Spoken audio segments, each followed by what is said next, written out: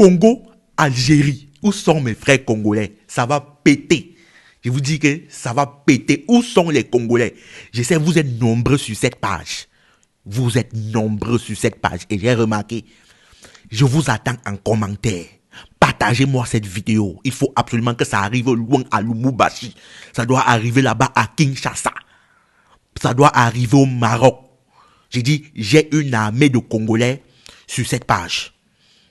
Ce match-ci, on est tous d'accord, que tu sois Congolais, Algérien, Tunisien, Camerounais, Sénégalais, c'est le 8e de finale le plus hypé. Il y a de la hype.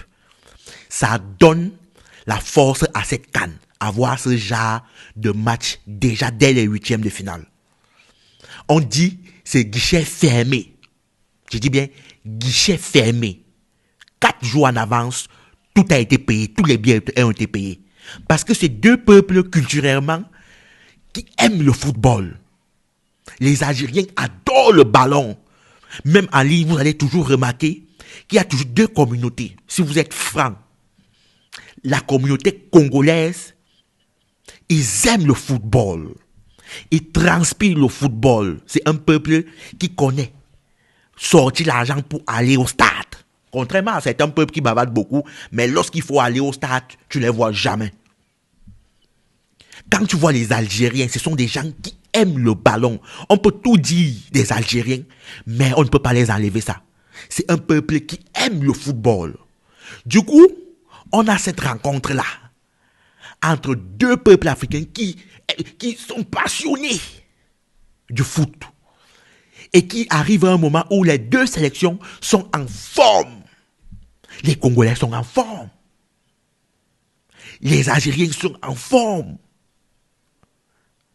Donc moi-même, je ne raterai ce 8e de finale pour rien au monde. On va mettre nos petites lunettes en mode analyse, décryptage, en mode palette. Oui, parce que c'est un 8e de finale qui annonce beaucoup de choses positives dans les matchs africains, dans l'histoire de la CAN. Parce qu'on remarque qu'il y a de plus en plus, c'est un match qui donne plus de hype. Afrique du Sud, Cameroun, Côte d'Ivoire, Congo, Sénégal, Congo, Algérie, plus, et on va avoir ce genre de match, plus la Coupe d'Afrique, la CAN, va être hypée. Et c'est tellement important pour la publicité à l'international. Venons donc au match en question. Entrons dans le match. Je vous l'ai dit, le Congo aujourd'hui est sur une série impressionnante. Impressionnante.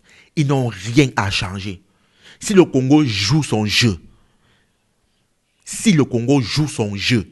je vous assure, il passe. C'est propre. C'est limpide. Ça ne va pas être un match compliqué si le Congo joue son jeu. Ah, je vous assure. Ce n'est même pas un match qui devrait aller aux prolongations. Si le Congo joue son jeu sans forcer, comme ils ont l'habitude de le faire, comme ils nous ont déjà montré, le Congo aujourd'hui, je peux vous l'assurer, c'est le favori dans cette compétition. La personne qui va gagner ce match arrivera en finale. Parce que derrière, il y a le Nigeria. C'est prenable. Et en demi-finale, par exemple, il y a soit le Cameroun, soit l'Afrique du Sud, soit le Maroc. Je vous assure, la personne qui gagne ce 8e de finale a 80% de chances d'arriver en finale. Ils arrivent en finale. Aujourd'hui, le Congo a juste besoin de faire confiance à son coach comme ils l'ont toujours fait.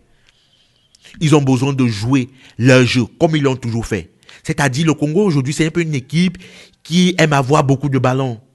C'est une équipe qui connaît jouer en contre-attaque. C'est une équipe qui a ce qu'on appelle des transitions très rapides. Et c'est ça, le football africain aujourd'hui. Le football africain aujourd'hui fonctionne lorsque les transitions, c'est-à-dire lorsque l'équipe se projette en avant, ça doit être rapide.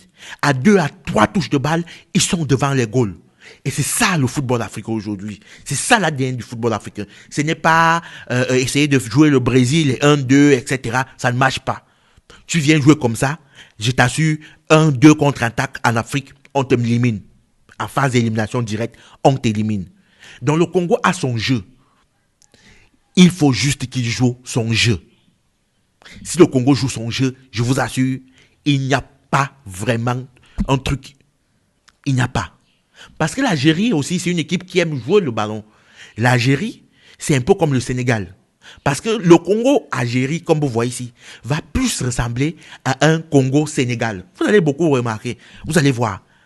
Mais c'est juste encore que je me dis aujourd'hui que l'équipe sénégalaise, contrairement à l'équipe algérienne, ils ont encore une parfaite maîtrise de la balle. C'est-à-dire, c'est une équipe qui a beaucoup plus d'individualité, qui peut faire beaucoup plus de différences, contrairement à l'Algérie. Mais sinon, le match va un peu ressembler à ce match.